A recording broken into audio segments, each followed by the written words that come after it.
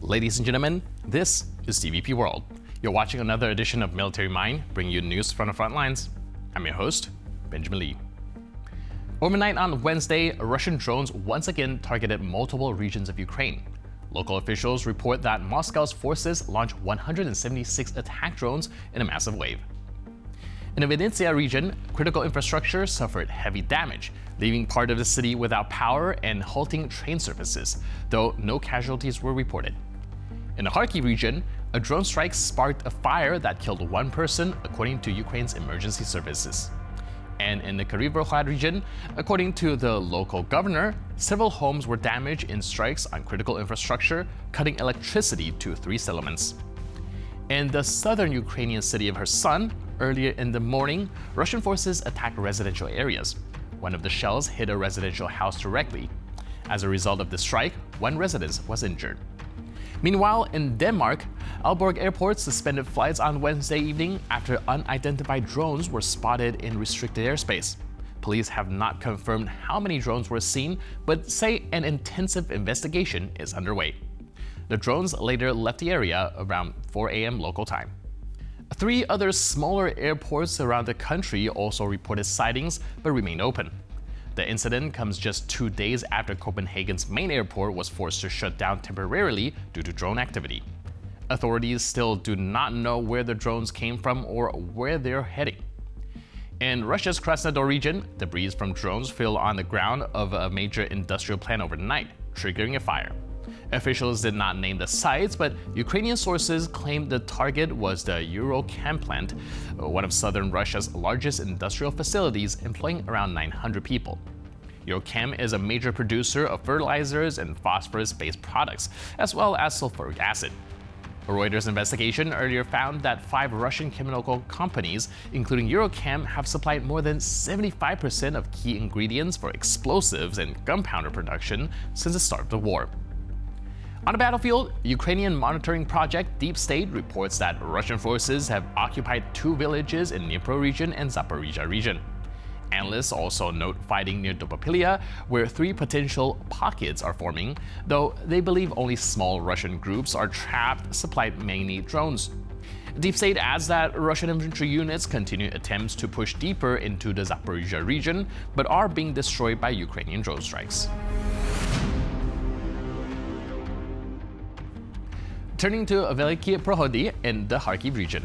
While returning from a combat mission, a group of Ukrainian soldiers came under threat from an enemy FPV drone laying in wait in an intersection.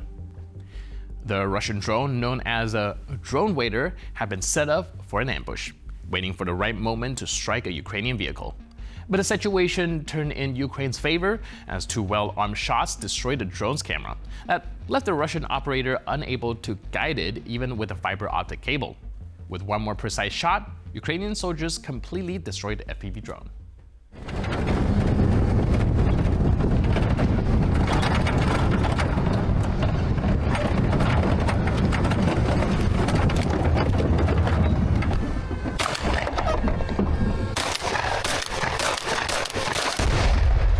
GG!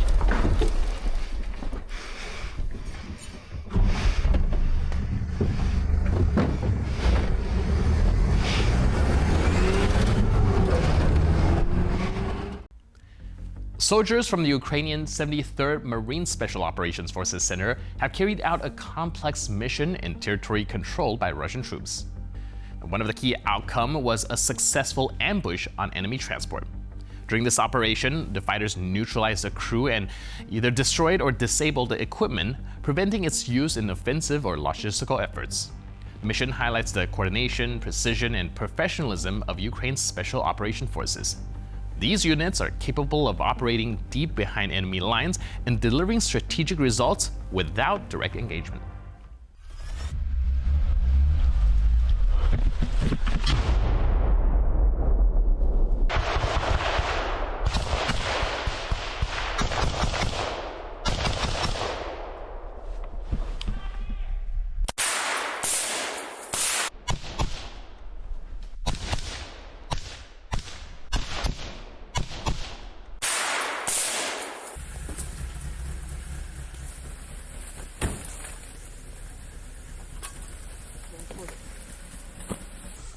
Отход.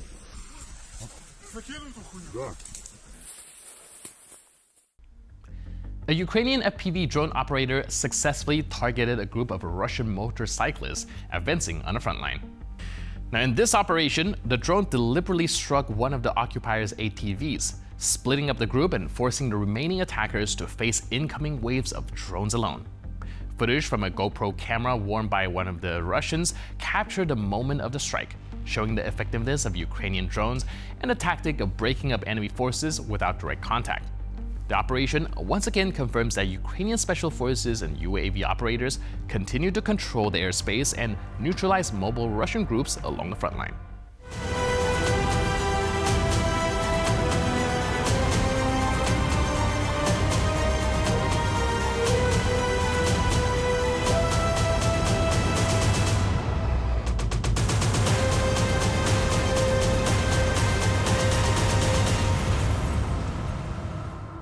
While on a combat mission, Ukrainian reconnaissance troops detected and destroyed an enemy FPV drone lying in wait on a street in the city of Beletsky in the Donetsk region. Now, the area has already suffered significant damage from ongoing fighting. Footage from the scene confirms the effectiveness of the Ukrainian soldiers' actions, and it also shows the current state of the city, with debris-filled streets and damaged buildings, reflecting the intensity of the battles. The scouts' actions demonstrate that the system for detecting and destroying enemy drones works pretty well, even in challenging urban conditions. Now, this allows Ukrainian units to maintain control and enhance safety along the front line.